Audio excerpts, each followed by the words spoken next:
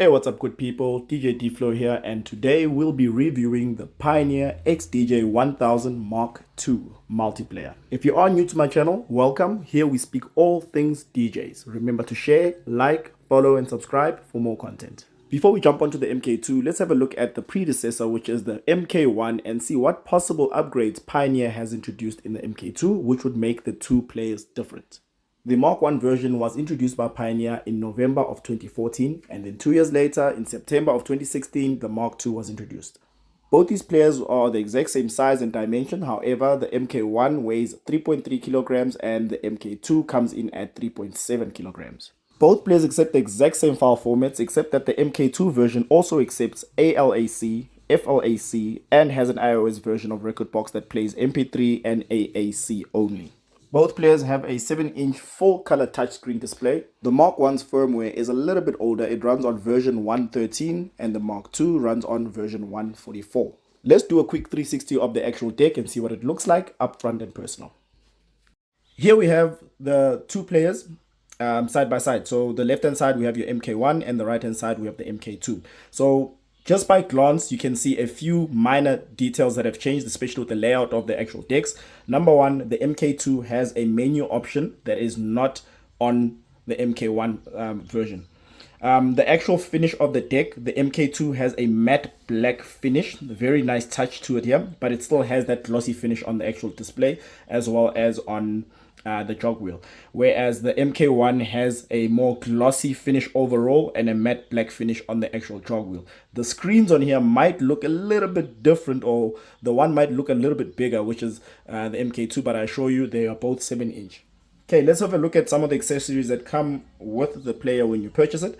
First and foremost, we have RCA, so it's RCA to RCA, so obviously this would be coming from your deck and you go into your mixer. Then you have the link cable. If you do not know what the link function is, you can just jump onto some of my videos. I've got one that specifically talks about linking. Then you have your owner's manual that has that is in all different types of languages, of course. And then, not last but not least, we have the power cable. So unlike the XDJ700s, this uses direct power like this, does not use an adapter. But yeah. Oh, and I forgot my added bonus. This is a USB branded Sound Select. I'm not sponsored by Sound Select. However, Sound Select, if you're watching this, let's make the things that make the pots happy. Now I think we can just have a look at the deck and see what it looks like back to front and just browse it a bit, and then we switch it on and see what it looks like then. Let's jump to the back of the deck. So from left to right, we have your audio output. This is where your RCAs will be going from here to the mixer. You have a digital out. On the MK1 version, this is not there. Not sure why they skipped the MK1, because I know that the other Pioneer decks have the digital out as well. Then we have the link. Like I said, if you don't know what the link is, jump onto some of my videos. You'll see what the links are. And then you have your USB 2. So this is if you need to use this deck as a MIDI, or if you want to upgrade or update the firmware. On the back of the deck, there's nothing. So just like in all the other XDJs, you do not have CD capability on here, so therefore you would not get any pins or anything like that. And that's what it looks like on the side, nice and sleek. Okay, let's jump to the front here. Just gonna look at some of the basic things. So this is the basic layout that Pioneer would have on most of its decks and most of its players. USB on the left hand side. You'll notice that this USB is 2.1A, unlike the MK1, which is 1. And then I see that the quantize button is actually put onto the deck itself. Usually it would be on the touch screen, but you have all the usual things as well as the auto cue and time. So both these were not on the MK1. They were on the actual deck itself, or on the display itself.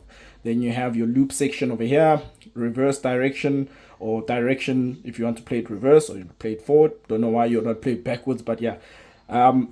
Track search, cues, plays, jog wheel. Jog wheel is also very smooth, just like on the MK1. I have no issues with this one. So like I mentioned earlier, on the MK1 version, this little section is not there. We only have a selector on there. I'll show you how this works when you switch on the deck.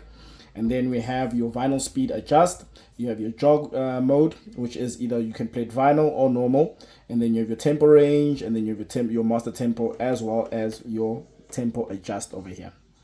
Let's switch it on and see how it goes. Join me on part 2.